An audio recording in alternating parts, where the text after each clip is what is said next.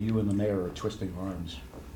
You know, certainly not. My staff and I are having conversations with council members and talking to them. Really, one thing I'll say that I've been very proud of is in this process is we have offered every member numerous opportunities, and most have taken us up on them, trust them, numerous opportunities to meet with myself, my staff, the MTA, DOT, deputy mayors, whoever they needed, to have conversations about what congestion pricing would mean for their district. And almost to the ones, members have been focused on expanding mass transit in their districts. So it hasn't been arm twisting, but it has been, you know, very important conversation about how we get more mass transit out there in 51 districts in the city. So would you say that there's been no pressure put on any of the members in regard to this? You know, there's been a lot of conversation on why this is a good thing for the city, and no one could ever feel that conversation on the positives of a project would be pressure. Do you have a sense that the final plan will look,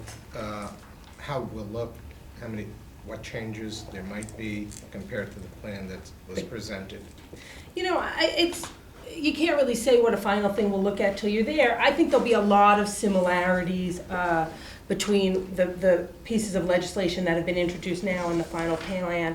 There's obviously still an interest in trying to find ways for low-income people, you know, people maybe who are earning the earned income tax credit to get a break. We're obviously still seeing what can be done about the New Jersey issue. So there will be some changes. I don't think they'll necessarily be like wholesale changes. And what are the logistics for putting everybody on notice that a vote is necessary on a given day? Well, we told them at the end of last week, stated that we stand in recess, and everyone knows that standing in recess means you have to be prepared to come back on, you know, a reasonable moment's notice. So what do? You put out phone calls, emails? Phone call, beepers, email, all of the above. You know, all of the above. We have a system that pretty much blankets people and will find them and get them back. But, you know, members are very responsive. They know during budget times, during times relevant to the state budget and matters in Albany, they know they're on call and they know that they, you know, have to be around. And if they're not, you know what I mean, if there's some personal emergency, pre-planned trip or something, they're very, very good about letting the office know. Any feeling when you might have that vote? Soon. Have you been counting noses on this? And if so, are the noses staying in one place or moving? Most noses are staying right in the middle of people's faces, so I haven't seen any nose move to where an ear or a mouth should be, which is a good thing because it would be in a significant meltdown, I think, if that was happening. Can you tell us about a letter that you sent to Albany regarding some DFTA funding? I think you might be referring to the letter we sent to the mayor's office. To the mayor, right? excuse me. No, Albany and the mayor, everything is blurring in all of these home rule conversations. Right.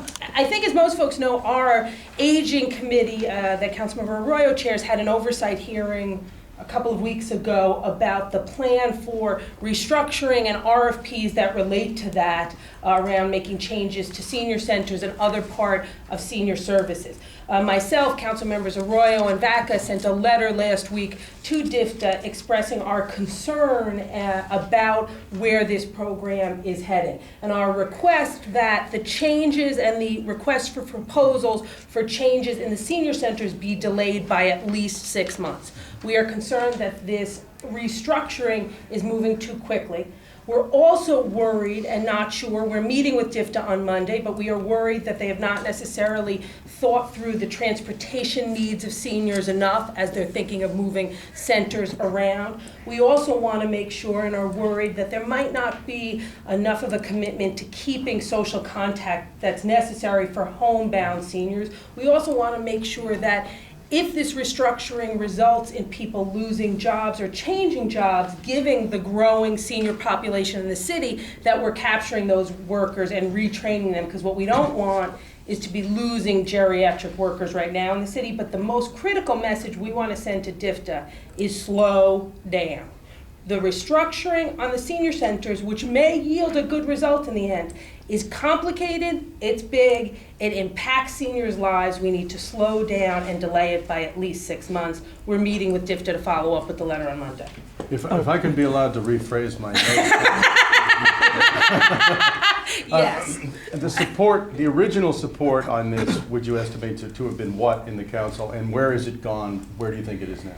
You know, the original, when this proposal first came out, you know, there was a couple people who immediately said, this is a great idea. And there was a couple people who immediately said, this is a terrible idea. But most people didn't know. You know, they wanted more information. Then once the commission got put in place, they wanted to see what the commission was going to do. So most people were up in the air, maybe leaning one way, leaning another way, but most people were up in the air.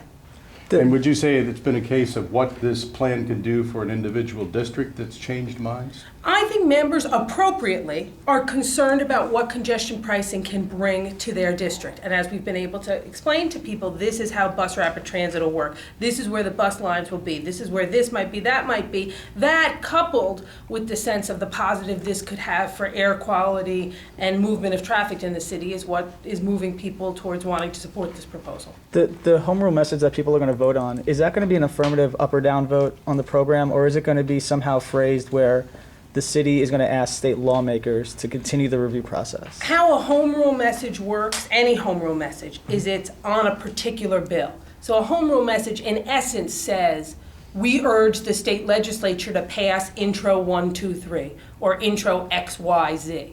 And then that gets sent up there and then they do whatever they're going to do. Once the state legislature says they need a home rule message, they can't act till they get one. And they can't act unless we send an affirmative. What's the impact of a home rule message that comes up to Albany 26, 25? You know, a home rule message, what you need to get a home rule message sent is a majority. So a home rule message that goes up there, if a home rule message to do its job, needs to land in Albany with a majority of the city council members urging the state legislature to take an action on a piece of legislation. So a home rule message that has 26 votes has done its job, the same way one that has 49 votes has done its job. So is it close, or do you have an overwhelming support here? You know, I am very confident that when we do this vote, we will have the votes we need to pass it. Have you modified your thoughts about Madison Square Garden's pulling out of the train station project? Do you think they're as important as you thought they were yesterday? I think the garden is critically important to the future of the Moynihan project for a whole host of reasons. If the garden stays where it is, for example, it makes it incredibly hard, if not impossible, to do the level of tunnel work and other things that we need done. I really urge, in the strongest possible way, the Madison Square Garden to reconsider their decision. You know, as I said yesterday, I am, you know, profoundly disappointed by what they've done. I think it shows a disregard for the future of that project. I understand why they're frustrated. This has certainly taken too long. I've said that over and over again. Moynihan Station, the project needs to be built. And I understand why they are dissatisfied it has not yet been built. But what they did yesterday only moves us a step closer towards it never being built, not the reverse. So I would urge them to, everybody can make a mistake in frustration, to come back to the table and try to get the project going. Because I know myself, I'm sure the mayor, the governor, everyone else, we're going to try to find a way to salvage this. But literally having them on top of where the work needs to be done makes that a financial and physical challenge. Do you think it's a legitimate decision by them, or is it spite and part of the Dolan-Bloomberg rivalry? You know, they'll have to comment on what compelled them to make the decision. I just would urge them to reconsider as quickly as possible. Do you think it's an aspect of a kind of two competing visions between Lower Manhattan and, you know, Midtown West? You know, I would assume that type of a question doesn't weigh into the garden's thinking. You know, I would assume that they're only mostly concerned about the west side, being that's where they are. But I don't understand why they would take a step that would be really against the interests of the west side, which has been their home for so long. Do they need permits to do that work in there, and could those permits be withheld? We're researching what city approval they will need. They'll need city cooperation, of course, for sure. We're researching what city approval they will need. A little bit depends on exactly the extent of the renovations. But I hope we never have to get to that point. I hope they reconsider and come back into the Moynihan project. You ready to cooperate with them?